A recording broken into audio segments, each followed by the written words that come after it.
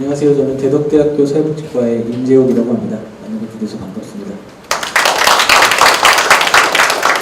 예, 윤광 교수님께서 소개시켜 주신 대로 저희 토론자 세 분과 함께 민선 6기 대전환 저출산 고령 사회 개선 방안을 지금부터 발표를 해보도록 하겠습니다. 참고로 저는 한자년 선학운동연합 회원들이랑 되게 친합니다. 저희 어머님이 여기 회원이시니까 서울에 계시거든요. 어머님은 나이가 지금 70이 다 되셨습니다. 한자년 선학운동 어머니가 왜요? 열심히 우리나라의 저출산을 위해서 노력해야 된다고 하시더라고요. 저희 어머님이 70인데도 이렇게 회원으로 계신 만큼 저출산 문제는 심각합니다. 그래서 지금 저출산 고령사회 도래라고 해서 제가 맨 서론 1장에 이렇게 얘기해놓은 이유도 이 고령사회, 특히 저출산 이런 문제들은 우리나라의 문제들뿐만이 아닙니다. 전 세계적으로 동시에 나타나는 현상인데 특별히 우리나라가 이렇게 더 힘든 이유는 전 세계적으로 이 고령화 사회에서 제일 힘든 나라가 세 나라가 있는데 독일하고 일본하고 우리나라입니다. 독일하고 일본은 왜 힘드냐면 2차 세계대전에서 졌거든요. 패전국이기 때문에 힘들어요. 우리나라는 승전은 아니더라도 패전까지는 아닌데 왜 힘드냐면 중간에 한번 한국전쟁이라는 걸 거쳤기 때문에 전쟁을 2번 거쳤습니다. 그래서 우리나라는 다른 나라들보다 더 힘든 그런 고령사회 문제가 심각합니다. 게다가 저출산 문제까지 더블로 겹쳤기 때문에 그만큼 다른 나라에 비해서 데미지가 더 심하다라고 이렇게 얘기할 수 있습니다. 우리나라 2000년도에 이미 7%가 넘었습니다.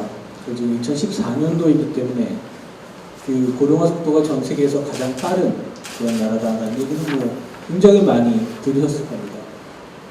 그리고 이게 통계가 나올 때마다 당겨져요. 제가 대학교 때 배울 때 이게 2028년도였거든요. 20% 넘는 초고령사회가. 지금 대학에서 강의를 하다 보니까 이게 2년이 땡겨졌어요. 이제 내년에 또 통계가 나올 텐데 내년에 통계가 나오면 또 땡겨질 겁니다.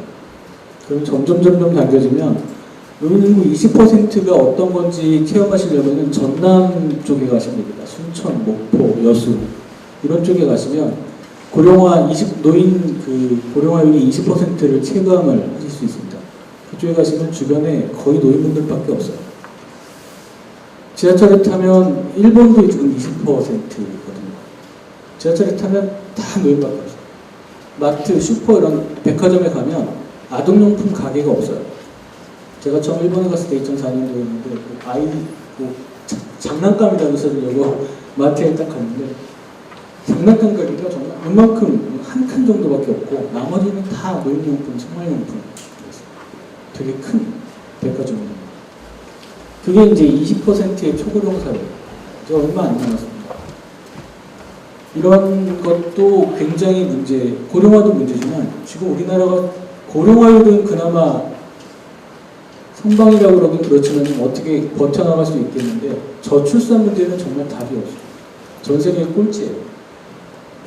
일본 사람들이 저한테 물어봤을 때 분명히 노인복지 사람들이 다 모여있는 자리인데 뭐라고 물어봤냐면 한국은 출산율을 어떻게 해결할 거냐.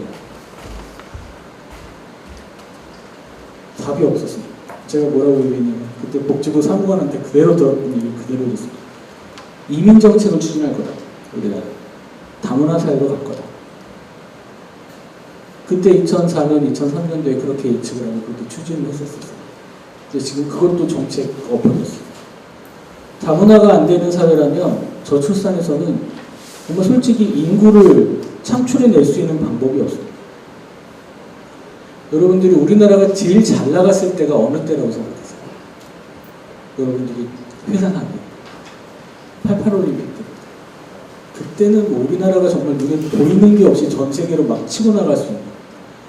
중국이 지금 제일 잘 나간다고 하는데 이때 우리나라가 제일 잘 나갈 때, 중국이 제일 잘 나갈 때, 일본이 제일 잘 나갈 때 노인 인구율이 4%입니다.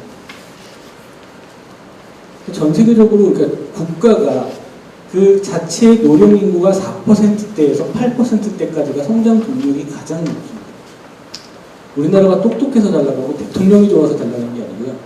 인구 구조가 잘 나갈 수밖에 없는 구조였기 때문에 그렇습니다. 일본이 엎어지고 우리나라가 엎어지고 좀 있으면 중국이 엎어지는 이유가 노령화 수치가 너무 많기 때문에 그렇습니다. 이거는 선진국도 다 이미 경험한 내용입니다.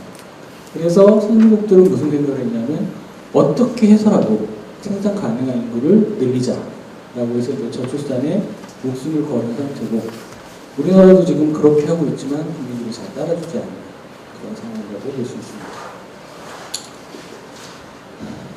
이거는 이제 그 수치상으로 보면 이 페이지에 보면 그런 수치들이 쭉 나와 있고 여기 총 부양률이라고 하는 것과 출산율이라는 게 있는데 우리나라에서 이제 부양률이라는 게 있습니다. 부양률은 그 생산 가능 정령 인구인 14세부터 60세까지, 64세까지 인구에다가 노인을 나눈 그런 게 아니라 나누는 거죠. 이게 이제 총 부양률인데 이게 2016년에서 50%였는데 지금 이제 여러분 지금 한 50% 40몇 퍼센트 정도 되는데 30%는 좀 넘었고 2050년도에는 90%가 이게 뭘 의미하냐면 노인 한 명당 부양하는 사람 한 명이라는 거예요. 지금 그 혹시 여기에서 시부모님이나 친정 어머님을 부양을 하고 계시는 분이 계실지는 모르겠지만 그 느낌입니다. 전 국민. 전 국민이 시부모님이나 그 노인 부모님들을 한 명씩 모시고 있다라고 생각을 합니다. 2050년, 2050년까지 살아 계실 겁니다, 다들. 여기 계십니다. 기대수명이 100살이 되거든요, 그때 되면. 지금 80이거든요, 기대수명이, 우리나라 기대수명이. 근데 이게 점점 늘어납니다. 의학이 계속 발전하기 때문에. 그래서 제가 만나 뵙게 되는 모든 분들한테 항상 얘기하는데 기대수명은 100살까지라고 생각을 하시면 됩니다. 라고 이야기를 합니다. 그런 거고요. 3페이지 가면 저출산 고령사회의 개념이라고 해서 저출산의 개념과 고령사회, 고령화 사회는 우리나라가 이미 지났기 때문에 고령사회의 개념에 대해서 설명을 해드리면요. 저출산이란 합계 출산율이 2.1명 이하로 떨어지면 그 나라는 이제 저출산 국가라고 합니다. 프랑스가 정말 노력을 해서 1.9까지 올려놓고 이제 이 넘어갈 목전에 있다라고 제가 배웠는데 프랑스가 1.1에서 1.9까지 올리는데 굉장히 많은 노력을 했고 프랑스에 가면 어머님들의 천국이라고 거기는 뭐든지 다 천국이에요. 프랑스는. 그 프랑스에서 제가 그 가보진 않았지만 학교에서 배운 걸 어떻게 배웠냐면 프랑스에는 부모님이 몸이 그러니까 아이를 양육하고 있는 어머님이 몸이 불편하지 않더라도 그 2시간에서 3시간까지 베이비시터를 고용을 할 수 있어요. 와요, 베이비시터. 그래가지고 그 시간 동안은 자기가 쇼핑을 하든 커피를 먹든 뭘 놀러 가든 자기가 하는 거예요. 자기가 그리고 어디 일이 있어서 데이케어에 맡고 싶다. 무조건 무료로 다 맡고 싶었어요. 빨래 같은 거 내가 할 필요 없고 돌보기가 와서 다 빨래 같은 거 다 해줍니다. 아이만 있으면. 수당도 나옵니다. 그래도 그거를 보면서 프랑스 사람들이 미쳤구나. 저 돈이 어디서 나오지? 라는 생각을. 저는 원래 그 신자유주의자, 흔히 얘기하는 새누리당이기 때문에 그거에 대해서 되게 이상하게 생각을 했습니다. 보편주의적인 거를 좀 싫어하는 편인데 그거에 대해서는 괜찮겠다. 진짜 좋은 거다라는 생각을 많이 했어요. 최소한 아동에 대해서 보편적이 맞지 않나 라는 생각을 많이 했습니다. 아이들은 소득이 없잖아요. 노인은 별개로 치고 그렇게 하면 합계 출산율이 오르더라라는 세계적인 경험이 있었습니다. 자, 유엔은 이제 고령화 쪽 개념을 보면 65세 이상 인구가 많은 나라를 고령사회라고 합니다. 그래서 뭐 연소노인이라는 얘기도 있고 고령노인, 영월도 올들도 얘기도 하는데 나이가 노인들도 이제 상중하로 나뉘어서 나이가 많은 노인, 나이가 적은 노인 이런 얘기들이 또 많이 있습니다. 이제 고령화 수치를 보면 7%가 넘어가면 적정 인구에서 전체 인구에서 노인 인구를 나눈 수가 7%가 넘어가면 고령화 사회라고 해서 그 나이가 많은 노인이 많은 나라로 가고 있는 사회라고 이렇게 설명을 하고요.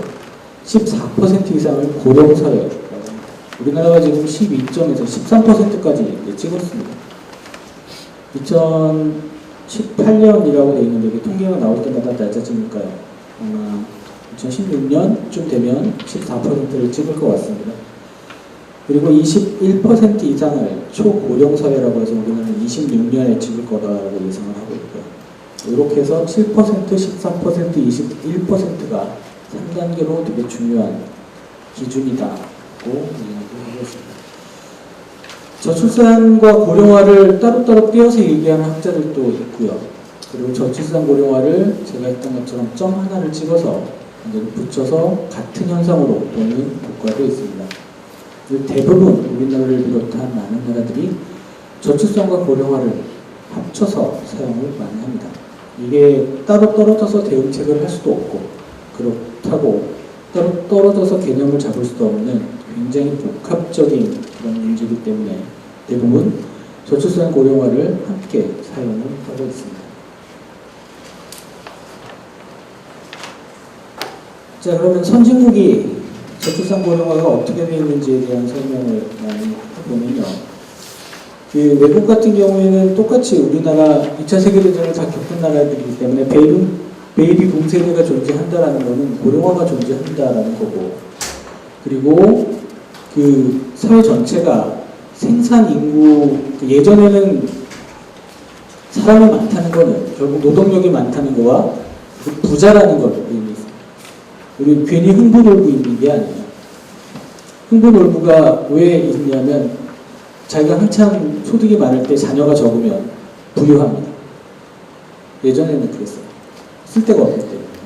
그리고 한참 생산 가능성 인구가 많은 흥부 같은 경우에는 초반에는 엄청 가난하지만 걔네들이 생산 능력이 있는 그 나이가 되면 엄청나게 부자가 되는 거죠. 그때까지만 버티면 되는 거였습니다. 흥부는. 그러니까 악착같이 버텼겠죠. 그래서 부자가 되는. 예전에는 그게 가능했었습니다. 생산 인구는 그 생산력이기 때문에. 지금은 그렇지 않습니다. 사람이 많으면 괜히 양육비만 들어가지 그 사람이 꼭 많은 돈을 벌어다 준다는 걸 의미하지 않습니다. 그렇기 때문에 전 세계 모든 사람들이 다 어떤 생각을 했냐면 적게 낳고 질 높은 고생산을 할 수 있는 인력으로 키우자. 여러분들이 이 고생을 하고 있습니다. 저도 지금 맨날 양념학원 앞에서 아이를 기다리고 있는 이런 그 상태가 되는 게 이것 때문에 그렇습니다. 이거에서 나타나는 결과가 저출산인 거지 아이를 낳지 않아서 저출산인 게 아닌 거예요. 우리나라가 잘못해서 그런 게 아니고 전 세계적으로 기조가 산업사회나 정보사회 기조가 그렇게 흘러가기 때문에 그런 겁니다.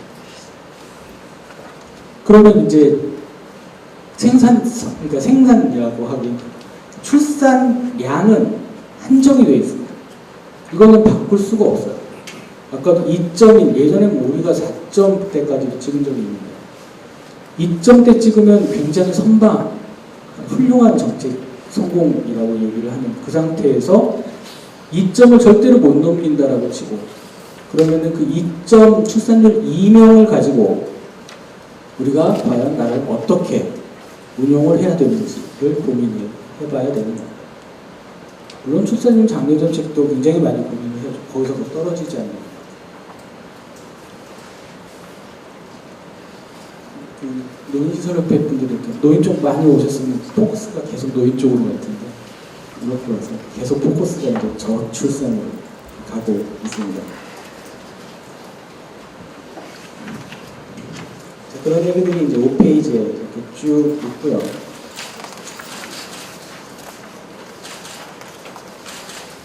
저출산 고령사회의 원인을 한번 분류를 해보면 인구 구조적 원인과 사회 경제적 원인이 있다라고 얘기했는데 첫 번째 가치관의 변화다라고 해서 결혼이 필요하다라는 인식이 많이 낮아졌다라는 것들이 있습니다.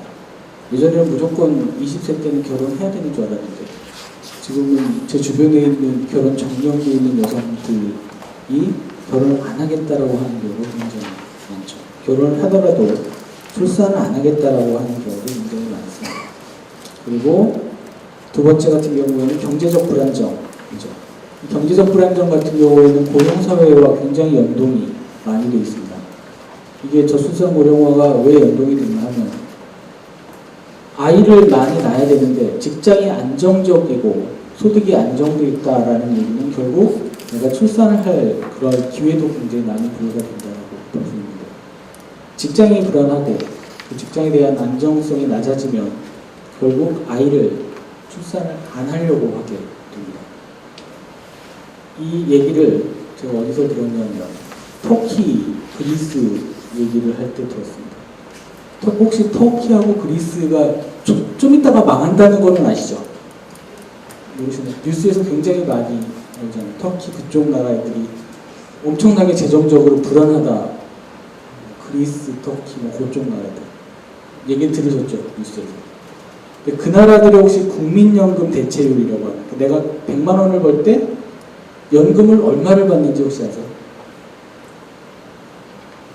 그쪽 나라들 사람들이 얼마를 받냐면 내가 100만 원을 벌 때 이제 은퇴하고 나면 90만 원을 줍니다. 90%예요. 소득 대체율. 우리나라는 몇 퍼센트인지 아세요? 관심이 없으시고. 우리나라는 50%입니다. 유시민 장관이 40%까지 향후 이제 낮출 거라고 법 개정이 돼서 점점 낮아집니다. 내가 100만 원을 버는 사람이 40만 원밖에 못 법니다. 그리스는 90만 원을 벌. 우리나라보다 그리스가 가난해요. 우리는 OECD 10입니다. 그리스가 더 가난하고 좀 있으면 망하려는데 90%예요. 전 그렇게 얘기했어요. 미쳤구나 저 사람들. 그러니까 나라가 절단이 나지. 그 사람들이 학교에서 저한테 뭐라 니네들도 멍청한 거다. 당당하게. 니네들이 뭐라 그러냐면 니네들이 그러니까 노인들이 40만 원밖에 못 받고 40만 원밖에 못 받으면 못 삽니다. 절대로 살 수가 없어요. 그럼 뭐를 해야 되냐면 우리는 일자리를 가져요. 노인 일자리. 우리나라가 정말 이 천체만별로 많은 나라가 아닌 이상 어느 나라건 일자리는 한정이 되어 있습니다. 그런 한정된 일자리를 노인이 연금이 부족하면 일을 하려고 하면 결국 어디에 영향을 미치냐면 젊은 사람들이 그 노인 돈을 나눠 가져야 됩니다. 그러니까 88만 원 세대가 나옵니다. 그럼 이 젊은 사람들은 안정적인 직장을 갖지 않고 비정규직이기 때문에 더 연금이나 이런 세금을 납부를 할 수가 없습니다. 원래 소득도 작고 모든 세금이나 연금은 소득에 포함이 돼 비례하거든요.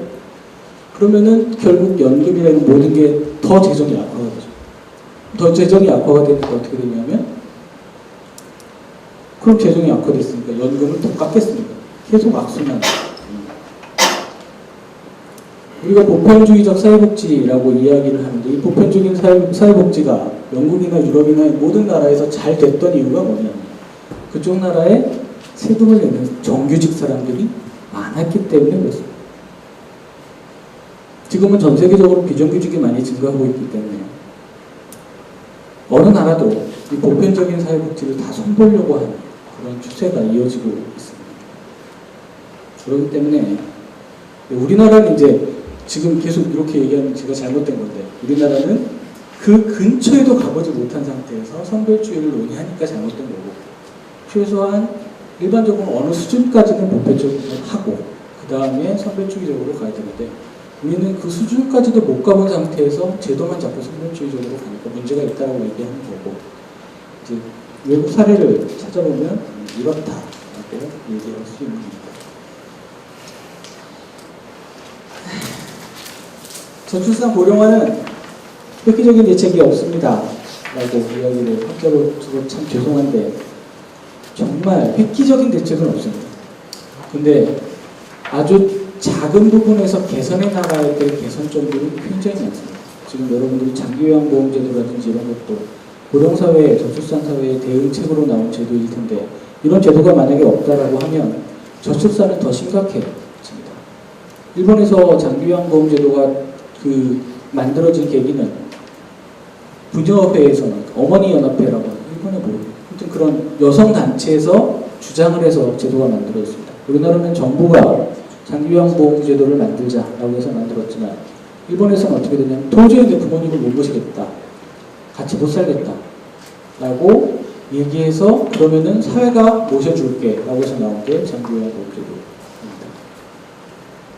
왜 그랬냐 하면 이렇게 난 부모님 때문에 아이도 못 낳겠고 부모님을 부양을 해야 되기 때문에 가족도 제대로 못 지키겠고 도저히 못하겠다라고 자꾸 이야기를 했기 때문에 나온 대책입니다. 지금은 그런 대책으로 인해서 심각할 정도의 그런 노인 부양 비 또는 노인 부양 능력 때문에 심각할 정도, 출산율에 지장을 줄 정도의 그거는 이제 어느 정도 감소 또는 해소가 됐다라고 이야기할 수 있습니다. 자, 저출산 고령사회가 무슨 문제가 있는지 30분까지인데요.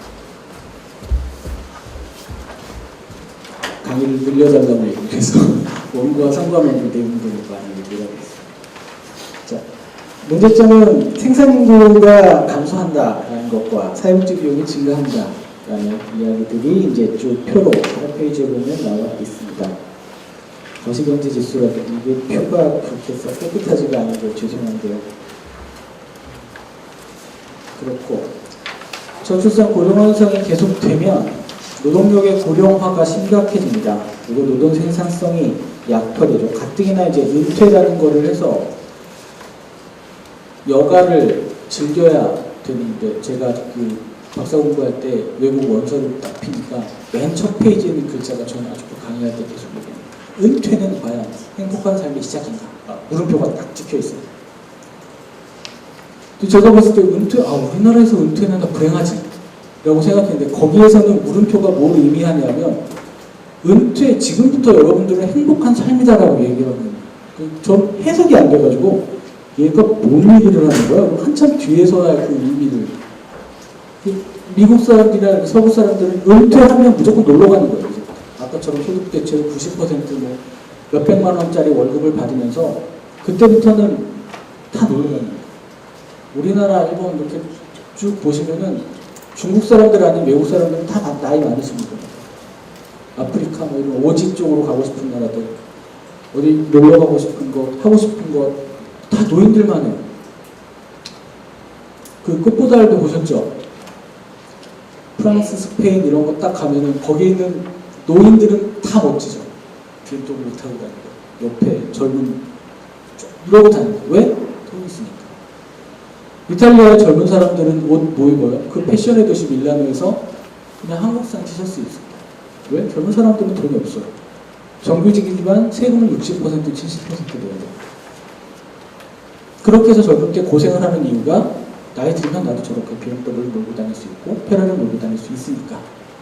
그런 기대치가 없잖아요. 근데 우리 지금 젊은 친구는 어때요? 기대, 희망 자체가 없는 겁니다. 과연 이런 사회보장 제도가 바람직하냐에 대해서는 굉장히 의문이 있다는 겁니다. 이런 것들은 왜 그러냐면 장기적으로 봤을 때 재정 추이가 악화된다라는 것을 예상을 해서 단지 지금 그럼 돈을 줄이면 되지라는 근시일적 접근을 했기 때문이라고 생각이 듭니다. 오늘 아침 신문에서도 보셨지만 건강보험제도에 뭐가 바뀌었죠? 바뀔 거죠? 이제 그 피부양자 제도가 바뀝니다. 제가 그 2000몇 년도에 했었더라. 제가 그 저희 가톨릭 대학교 페이지에 무슨 내용을 써면 급하게 한 달 만에 쓴 논문인데 건강보험 재정 약화의 주 원인이 노인층이다 라는 내용을 가지고 논문을 한번 쓴 적이 있습니다. 그걸 쓸 때 그거를 쓰면서 제가 뭐를 느꼈냐면 노인분들이 건강보험 재정을 쓰는 거는 이해를 해요. 왜냐면 노인분들 아프니까. 많이 아픕니다. 몸 많이 불편해요. 그러니까 건강보험 재정을 쓰는 거는 이해를 하겠어요. 많이 쓰세요. 60% 정도 가까이 쓰십니다. 쓸 겁니다, 이제. 그때 마트에서 이제 쓸 거다라고 해서. 좋아요. 그러면 젊은 사람들이 쓰는 것보다 많이 쓰는 건 이해를 해요. 근데 여러분들 혹시 보험에 대해서 아실지 모르겠지만, 보험은 자기가 내는 만큼 자기가 받는 게 아니고, 자기가 욕구에 의한 만큼 다른 사람들이 객주를 하는 겁니다. 그게 보험이에요. 내가 반지가 필요하면, 내 돈으로 반지가 살 돈이 없으면 어떻게 해야 되냐면, 나 반지 살 테니까 얘들 1,000원씩 줘.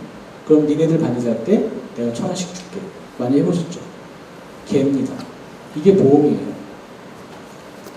그렇기 때문에 반지 하나 탔는데 얘가 나 반지 하나 더 가질래. 니네들 1,000원씩 더 내. 그러면 여러분들 어떻게 돼요? 불 끝나죠. 한 개씩 가지기로 했잖아. 근데 왜 2개 가져? 내가 갖고 싶은 거. 이렇게 되면 제도 자체가 어긋난 거예요. 도덕적 해이라고 근데 노인분들은 내가 아프니까 돈 더 내. 이렇게 얘기를 해요. 좋아. 아픈 거는 더 낼 수 있어요. 사회적 합의니까. 그런데 야, 내가 반지 샀으니까 1,000원씩 내. 그랬는데 이 사람은 1,000원을 안 내요. 왜? 나는 피부양자니까. 지금 우리나라의 노인 대부분이 자녀의 주거지만 옮기면 피부양자로 가입이 됩니다. 소득이 10억 이상 되지 않는 이상. 재산이. 조사해봤더니 지역 건강보험에 가입되어 있는 대부분의 노인들이 그렇게 직장 가입자의 피부양자로 많이 등록이 되어 있습니다. 이분들이 또 쓰는 보험료는 엄청 많아요. 그러니까 이런 돈 안 내고 보험료는 보험료대로 타는 이런 제도가 남아있는 이상 우리나라 건강보험제도는 굉장히 악화가 되어 있고 그런 노인들이 증가할 수밖에 없고 향후에 이렇게 되면 건강보험 제도의 재정은 구조적으로 악화될 수밖에 없다는 얘기를 그때 했습니다. 벌써 몇 년 전인지 몰라요. 박사 공부할 때였으니까. 이제 대책이 나와오니까 그나마 다행이지만 이거는 뭐 평등이라는 개념도 아니고요. 공평이라는 개념도 아니고 정말 단순한 노인승차라고밖에 볼 수가 없습니다. 물론 소득이 없는 사람들한테 돈을 건넨다는 건 무리가 있지만 재산과 소득과는 별개거든요. 재산이 있는 상태에서 자기가 당연하게 받는 건강보험 같은 경우는 국가가 시의적으로 주는 게 아니에요. 그거를 당연하게 받는다라고 얘기하는 거는 좀 무리가 있는 제도다 라고 생각합니다. 이게 이제 거시적인 정책들이니까. 그러면 고령화와 저출산을 위한 그 정책, 노인복지 정책이라고 했는데 이제 뒤에 출산율 정책도 나옵니다. 우리나라는 2005년도에 저출산 고령사회 기본법을 제정을 해서 저출산 고령사회위원회를 계속 운영을 해왔습니다. 그래서 1차, 2차 운영 계획을 세워서 지금 추진을 하고 있고요. 11페이지에 보면 그 국가에서 정한 베이비 세대의 고령화 대응 체계 구축과 안정되고 활기찬 노후생활 보장 또는 고령 친화적 사회환경 조성 등을 위해서 각 부처에서 굉장히 다양한 중점 과제를 가지고 사업을 운영을 하고 있습니다. 그리고 저출산 정책도 마찬가지고요. 그러면 이제 적어지니까 10분 안에는 끝내도록 하겠습니다. 이제는 충분히 성장을 한 것이다라고 자유를 해보고요. 대전광역시 저출산 고령사회 전망, 현황과 전망을 이야기를 해보도록 하겠습니다. 방금 전까지 얘기한 거는 이제 대부분 거시적인 국가정책이었고요.